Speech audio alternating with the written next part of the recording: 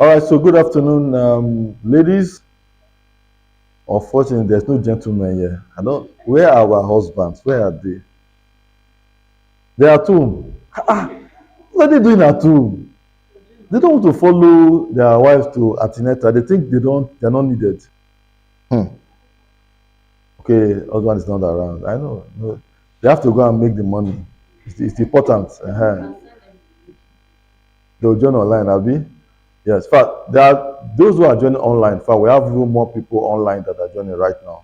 So I want to also welcome those joining online to this month's antenatal class, and I want to be coming to you again once again.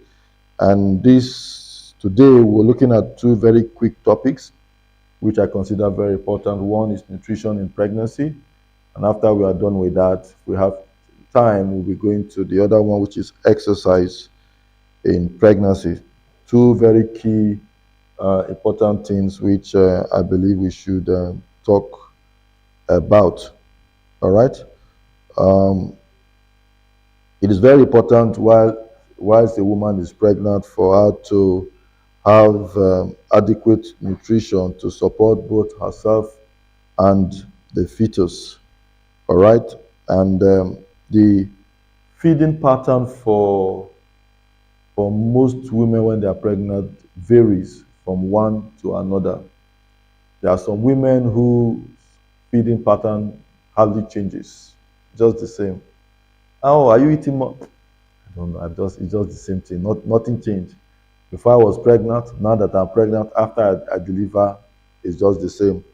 Why there are those who have a significant change in their nutrition as a result of their appetite.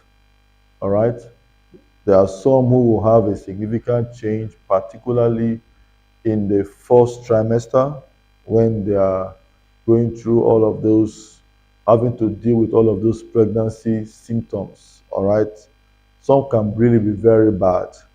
And again, it depends on a lot of factors. If this is your first pregnancy, or if you're carrying more than one. All right. So there are different factors that determine how a woman feels, particularly in the first trimester of pregnancy. But I want to say that a lot of women whose nutrition are challenged are usually challenged usually in the first trimester. But once they are through with the first trimester, by the time they get into the second trimester, they they would have stabilized, and then they cannot continue with their normal healthy appetite, and then with their regulars. All right. It's important for me to state here that when it has to do with nutrition, we eat food for various reasons. We eat food because we want to receive energy for ourselves. That's normally the nutrients that we need: carbohydrates, protein, fats, vitamins, and what minerals. All right, these are all the things that the body needs, the cells need to be able to stay alive. Carbohydrate provides you with nutrients, provides you with energy so that you can move around. Your cells need this energy to be able to, produce the required energy for you to carry out, for your cells to carry out its functions.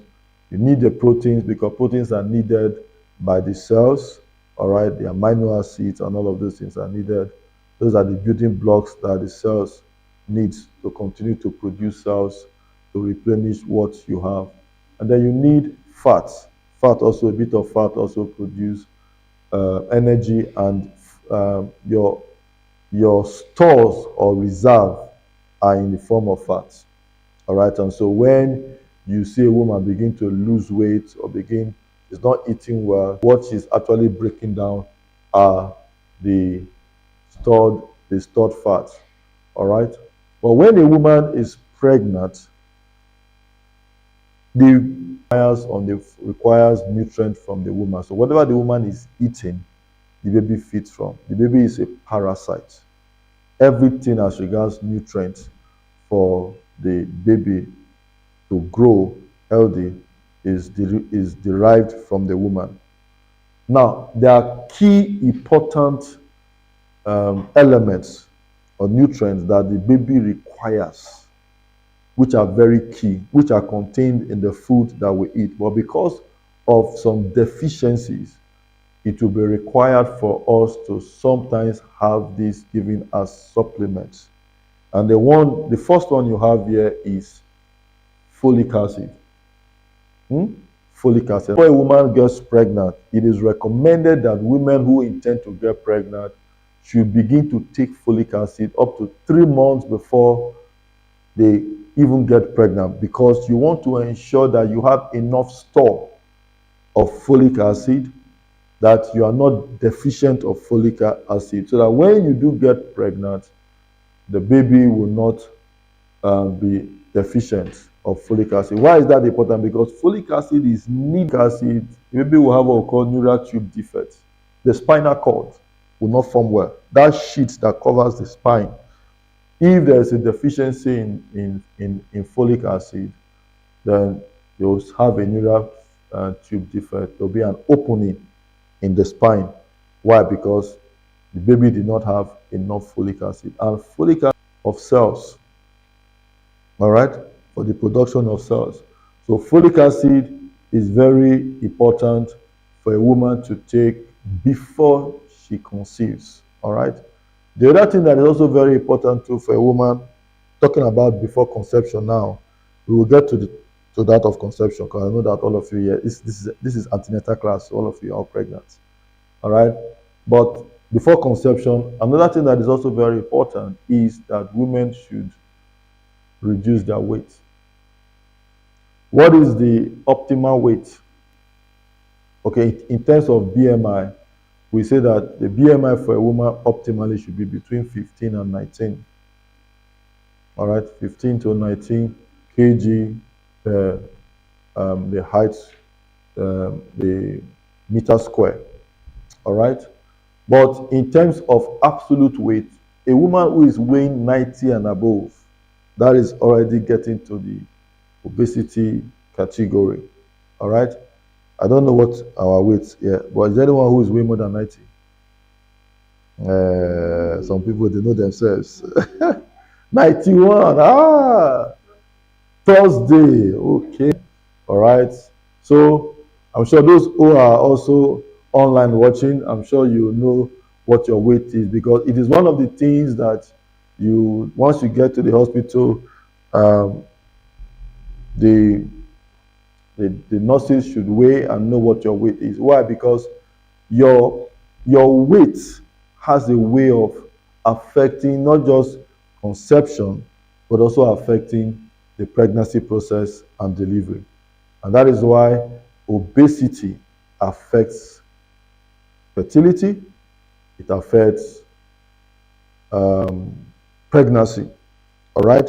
And so if a woman wants to get pregnant, it's very instructive that she should try to lose weight. By doing that, it does not only help her to achieve conception, it also helps her during the process of the pregnancy and delivery.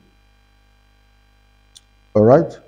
So the key nutrients that are required during pregnancy. Okay. You see, all the food that you are eating, everything that you are taking, all right, what the baby needs essentially. Number one, folic acid.